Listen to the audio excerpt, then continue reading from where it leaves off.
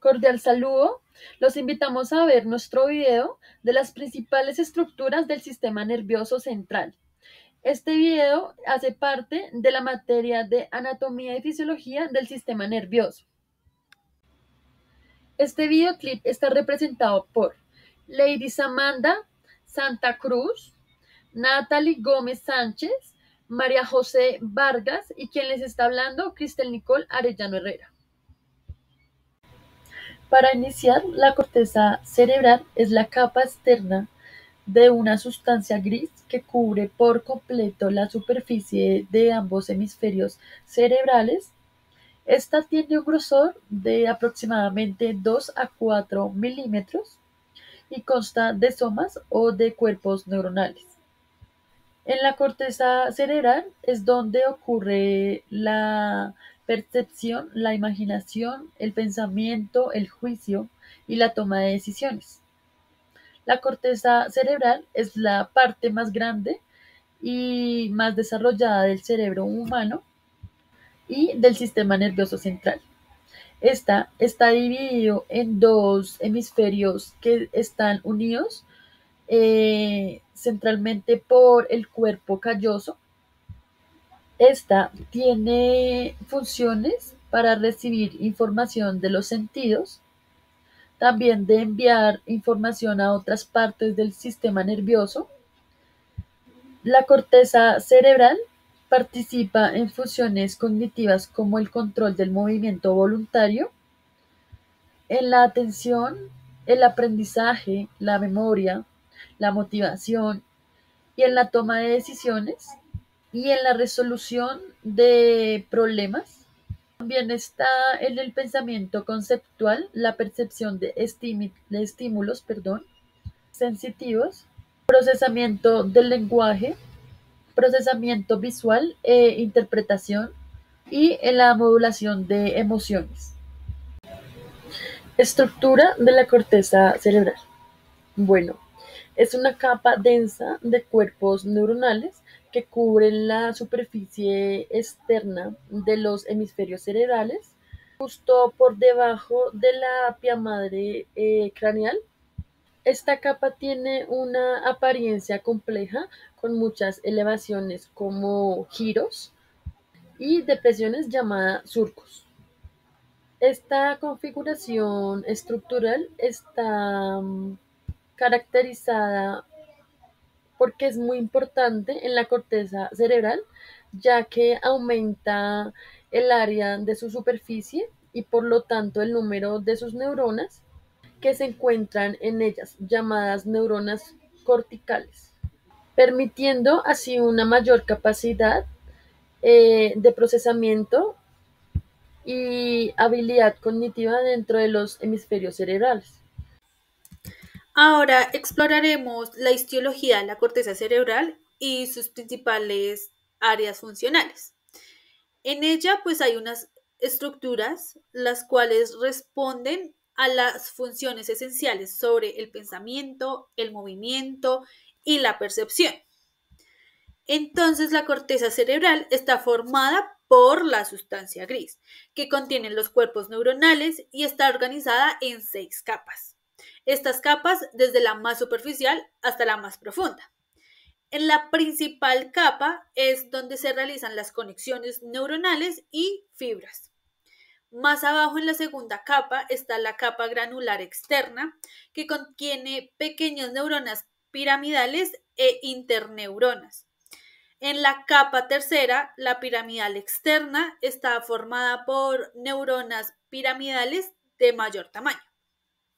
En la cuarta capa, la granular interna, predominan las áreas sensoriales y recibe información del tálamo. En la quinta capa, la capa piramidal interna contiene las neuronas de Betz, fundamentales pues, para el control motor. Y la sexta capa es la multiforme, que son neuronas heterogéneas que envían información a todas partes del cuerpo. Y ya que conocemos un poco esta estructura histológica, vamos a ver la organización que permite las funciones específicas dentro de la corteza cerebral. Estas áreas hay varias que se dividen en distintas áreas funcionales según la clasificación de Brodmann. Algunas pues, de las más importantes son, primero, el área motora, que está ubicada en el lóbulo frontal, donde se controlan los movimientos voluntarios. Otra es la corteza premotora y motora suplementaria. En ella pues, se planifican y se coordinan los movimientos complejos. En el área somatosensorial primario, en el lóbulo parietal, recibe información táctil y sensorial del cuerpo. En el área visual primaria, que está en el lóbulo occipital, procesa la información visual. En el área auditiva primaria, la cual se encuentra en el lóbulo temporal, analiza los sonidos. Y el área de asociación es donde se integra toda esta información sensorial y motora y se prepara pues los esenciales como el lenguaje, la memoria y la toma de decisiones. Como se pudo ver, la estructura y la organización histológica de la corteza cerebral permite las funciones especializadas, en donde comprender esta estructura y sus funciones pues nos ayudan a entender cómo el cerebro procesa esta información y controla todas nuestras acciones. ¿Qué nos hace especiales? ¿Sabías que el sistema nervioso central humano recibe e interpreta diversidad de informaciones sensoriales, controla variedades de comportamientos motores simples y complejos y utiliza lógicas deductivas e inductivas? Pues sí. Además, el cerebro puede tomar decisiones complejas, pensar en forma creativa y sentir emociones. Es capaz de generalizar y posee una refinada capacidad para reconocer que no puede ser reproducido. Hablemos de las estructuras subcorticales. Están representadas por un conjunto de formaciones neuronales de características diversas, ubicadas en la profundidad del encéfalo, entre las cuales se incluye el diencéfalo, las glándulas pituitaria, hipófisis, estructuras límbicas y los ganglios basales, actualmente llamados núcleos basales. Estas estructuras están involucradas en actividades complejas como la memoria, emociones, placer y producción de hormonas. Actúan como centros de información del sistema nervioso, ya que revelan y modulan información que va de camino a diferentes partes del cerebro. El diencéfalo es una de las principales divisiones del cerebro, ubicada entre los hemisferios cerebrales. Contiene varias estructuras importantes, entre ellas el tálamo. Actúa como una estación de relevo para la información sensorial que llega a la corteza cerebral. Epitálamo incluye la glándula pineal que regula los ritmos circadianos. El subtálamo participa en el control motor. Sigamos con el núcleo subtalámico. Es una estructura del cerebro que forma parte de los ganglios basales. Este núcleo desempeña un papel importante en la regulación del movimiento. Hipotálamo. Este controla funciones corporales esenciales como la temperatura, el hambre, la sed y el ciclo del sueño, la vigilia. Red capilar primaria del sistema porta-hipofisiario. Es un sistema de vasos sanguíneos que conecta el hipotálamo con la adenohipófisis. Permite que las hormonas producidas en el hipotálamo lleguen a la adenohipófisis. Continuamos con la glándula hipófisis. La adenohipófisis es la parte anterior de la hipófisis que produce y secreta varias hormonas. Las trabéculas fibrosas de la adenohipófisis son estructuras de tejido conectivo que proporcionan soporte a la adenohipófisis. La proporción interna de la hipófisis es la pequeña región entre la adenohipófisis y la neurohipófisis. Y encontramos también la hipófisis, que es la glándula endocrina que controla muchas funciones corporales. El sistema límbico es un conjunto de estructuras cerebrales involucradas en la emoción, la memoria y el comportamiento.